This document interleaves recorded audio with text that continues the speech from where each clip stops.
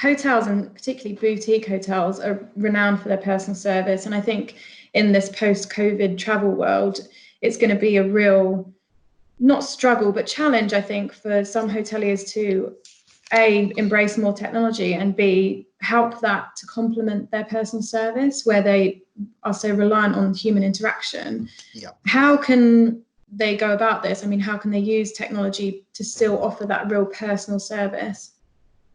I think the first thing they have to do is probably look at the business case.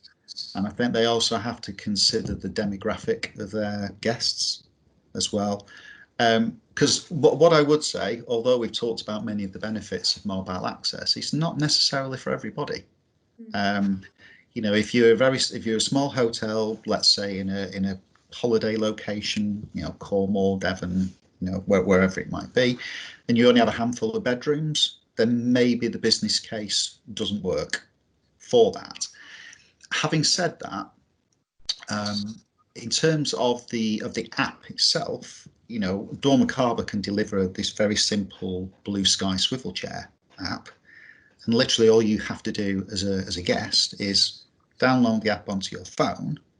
The only difference is that you're not bypassing reception.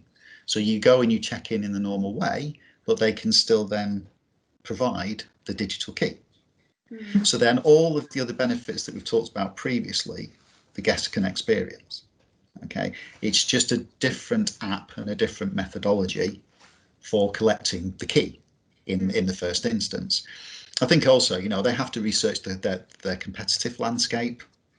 As we know, major brands, large independents, they're now mandating mobile ready phones as a standard, because that's tied to their brand sort of marketing programs, if you like. I mean, a number that I found recently, and again this refers to Hilton, I mean they're predicting that by the end of 2020, approximately 20% of their guests will be using mobile access as a standard. So that's a fifth of all their guests globally. Including you and your wife. Including me and my wife, yes. Her phone, not mine. I hasten to. So yeah, I think it's really important for those hotels to really look at the business case, look at their competition, look at the demographics of their guests. But I think also then they've got to, you know, as far as the business case is concerned, look at whether they can save costs on things like front desk operations, look at the cost of the key cards. You know, people tend to forget that particular element. It's very, very simple, but if you can halve the number of key cards that you're using across a year, that potentially could represent significant savings. And then I think there's the intangible, which is mobile access does tend to promote more positive guest reviews, guest satisfaction as well. So they've also got reputation, I guess, to think about in that regard. So there are the tangible things like the operational cost savings, their branding, their messages, but also, you know, their reputation and their customers or guests' view of their operation as a whole.